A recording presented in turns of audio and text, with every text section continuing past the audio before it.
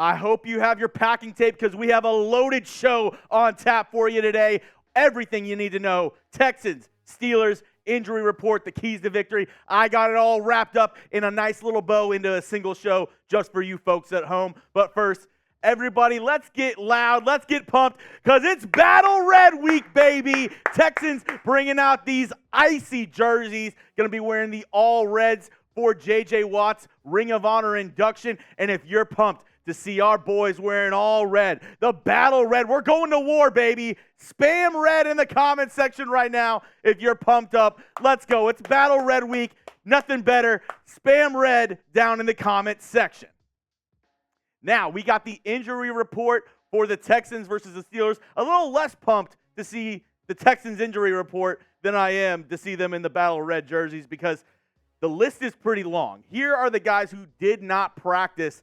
Josh Jones, who's been stepping in at left guard. Denzel Perryman, who has been the starting middle linebacker. Tavier Thomas, still probably out this week with that broken hand. And the big one right here, left tackle Laremy Tunsil might miss this week. He hasn't practiced. He might be out this week.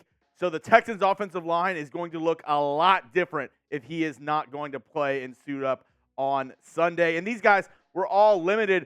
Some good news on this one. Jalen Petrie, Jimmy Ward, the two captains of the Texans defense, they might finally get to be on the field together this weekend. Great news for this Texans defense. A couple guys bruised and banged up. Nathaniel Dell, George Fant, Jonathan Grenard. Those guys I expect to play, but they're just taking it easy this week with a couple of injuries. And then if we go across enemy lines, here are all of the Steelers injuries. The only two that are very notable, Deontay Johnson, Cameron Hayward, they're going to be out this weekend. But the rest of these guys, I expect them to play for the Steelers. Just some, like I said, some bruises, some bumps for the Steelers as well. And that brings me to this question. Where are you at in this matchup? If you had to predict the score, if you had to guess it right now, Texans, Steelers, Sunday, Battle Red, who you got? Let me know. Give me your score prediction down in the comment section. I'll be looking. And hey, you get it right, maybe there's a prize in your future. I don't know. Go down and give me your score predictions right now for Texans versus Steelers. And don't forget to smash that subscribe button while you're down there. If you want the latest Texans news and rumors all year long, I'm bringing it to you right here on Texans Today. So go down and hit that sub button. I'm telling you this right now. Go down and sub. If you don't like it in a week, you can unsubscribe because I promise you, once you start watching, once you join this great community of Texans fans, you're not going to want to get out.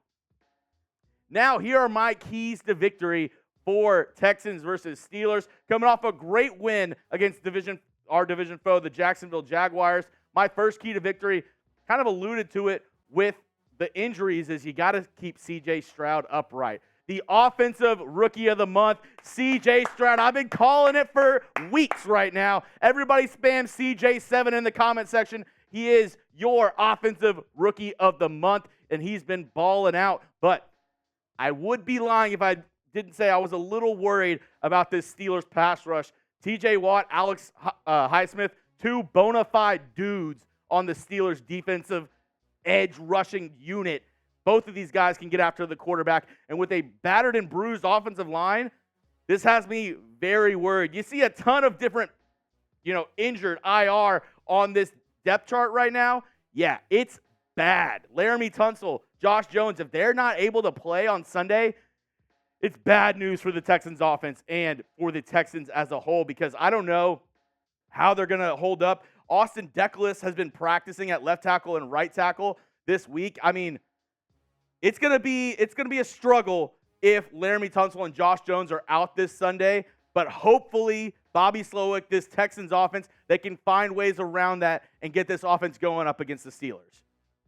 Now, I got more keys to victory coming up in just a moment, but I got to show some love to our sponsors, GameTime, the best ticketing app out there. And if you don't already have it, you are wrong. You're doing tickets wrong because I'm telling you, this is the best place to go. I've been using GameTime for a while. It's my go-to ticketing app for sporting events, concerts, and comedy shows. This year alone, I've been able to see Shane Gillis, Dave Chappelle, Drake, Adele, and multiple Astros games. And you don't want to miss out on these once-in-a-lifetime experiences by using the GameTime app when you get the best deals on last-second tickets. The best part about it also, if you can show this, you can actually see where your ticket is. You can see your vantage point when you buy the tickets. That is my favorite part about using the app. So you won't be able to, go to the game and then all of a sudden there's an obstructed view. All of a sudden it's not what you think it is because they show you what it is right here when you buy the tickets. If you download the GameTime app and use promo code NFL Chat, they're going to give you $20 off. Let me say that again. With promo code NFL Chat, your first purchase, $20 off. So take the guesswork out of buying tickets with GameTime. Download the GameTime app, create an account, and use code NFL Chat for $20 off your first purchase. Terms apply. Again, create an account and redeem code NFL CHAT for $20 off. Download GameTime today. Last minute tickets, lowest price, guaranteed.